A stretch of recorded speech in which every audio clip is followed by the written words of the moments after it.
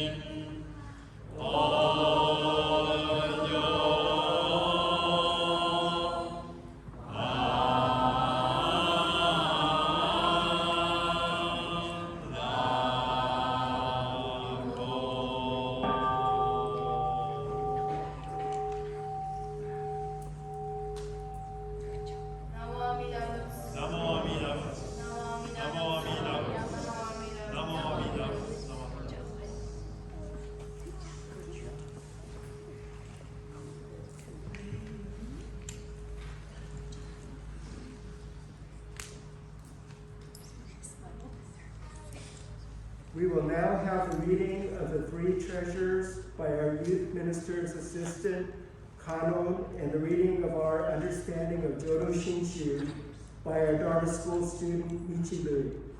Please wait until our youth minister's assistant is in front of the Onaiji and our Dharma school is at the podium before standing for the readings of the three treasures and our understanding of Jodo Shinshu.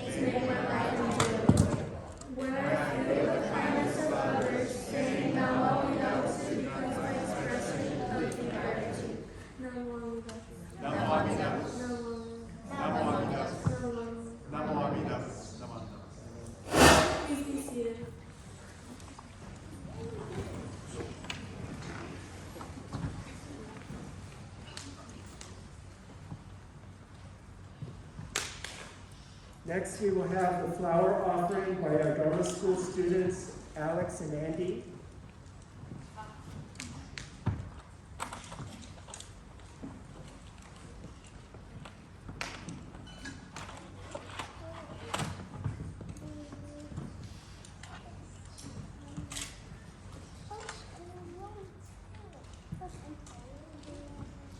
For this morning's Fresno Bensui Buddhist Temple Friends and Family Lay Service, we will hear the Dharma from our Sangha member, Mrs. Kelly Tabai.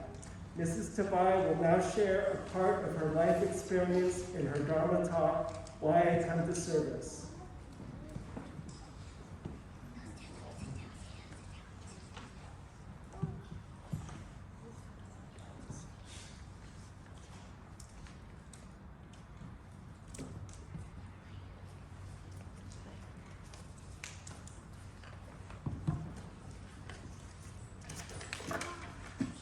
Good morning, everyone. Good morning. Good morning. So I'm here today because I was told I'm supposed to talk about why it is I come to Dharma school. and I will do that. But also, I'm also here because I have not learned the art of saying no to Paula Kanagawa, and neither will any of you. So I am very much looking forward to whoever comes after me. Because, yeah, so a little bit about myself. I grew up in this church. I grew up going every Sunday, and way back, when the one in Clovis and everything. And I grew up in this wonderful community, and I have a lot of very positive things to say about the families that I got to know and the connections I made through the community. So there's really two main reasons that I come to Dharma School. When I started thinking about like what I was going to talk about, the first reason though is I really believe in the teachings of compassion and acceptance that Buddhism talks about. The like the non-judgmental, we accept you as you are, that became very important to me as I got older. So one thing that I'm not always so happy to talk about, everybody has their like rebellions in college. So I didn't rebel by drinking or drugs or anything like that. My children, I did not do that. But I did go to the Christian church for a little while with my friends, and that I would say was my like rebellion. And and for those of you who grew up Buddhist, you can understand this. Everyone around you is Christian, and you are very frequently the only one that isn't when you're Buddhist. And so, I didn't go my whole, I did junior YB, I did all that when I was younger, and then when I went away and I was away from my family, I was like, oh, all my friends are going, they seem really nice, I'll go with them to the Christian church.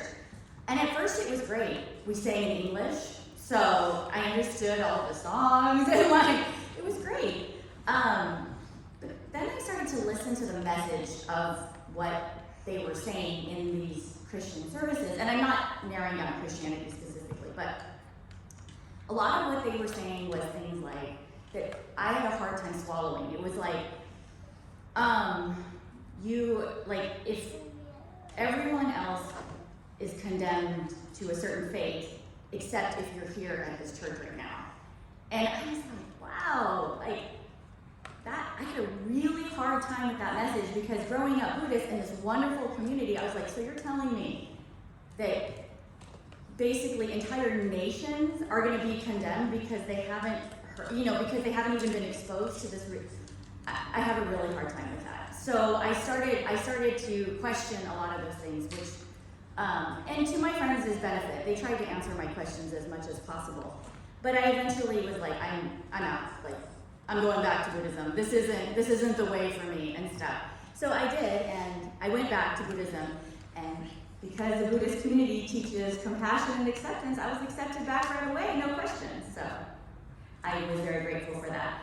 But that was something I was very embarrassed about for a long time, was that I left this church that I grew up in for a little while. But I actually remember talking to Gene Sakia, who has been here before. I know a lot of you guys know who that is. He's one of the reverends, and I think he grew up here, but he lives in Japan. But I remember talking to him and telling him, through my embarrassed face, oh, I went to a Christian church for a little while, I'm sorry, I left the church, I know I grew up here, I know how important it is. And his response to me really showed me the values of Buddhism. His response to me was, Kelly, you grew up in America, of course you should look into it. How would you know you shouldn't just accept what is in front of you all the time. How would you know what fit your lifestyle and who you were if you didn't look around a little bit? And that is what I feel is the essence of Buddhism, which is the idea that we're not here to tell you how to live your life. We're here to catch you afterwards, and we're here to always accept where you are. So that was a huge reason why I am in Buddhism, is because I believe in the ideas of compassion and acceptance. My second thing, the reason that I'm here, that I always come, is because of family. And even though my father is golfing today instead of watching me, family is very important to me, so that's okay. Like most of people my age, I am a Yonsei, fourth generation Japanese American. And growing up, all of us had very similar stories. All four of my grandparents went to the relocation camps, and my father was born there, and many, many aunts and uncles were born there. My mom was born in the baby boom right after. So, but that was the norm. It was hard for us to imagine the tragedy of those relocation camps because all of us, you know what I mean? It was like all of us had grandparents like that. All of us had parents who were born there. So it was just the norm that all of us had accepted. But one of the really negative things from those relocation camps, and there's lots of negatives, but one of the really negative ones that has affected us further on is the fact that when our family came out of the relocation camps, there was this need for everybody to assimilate immediately into American culture so that this wouldn't happen to our community again. So the story that I always tell is, I asked my grandmother who went to the relocation camp, I asked her like how she named her 3 kids, because she has 3 kids.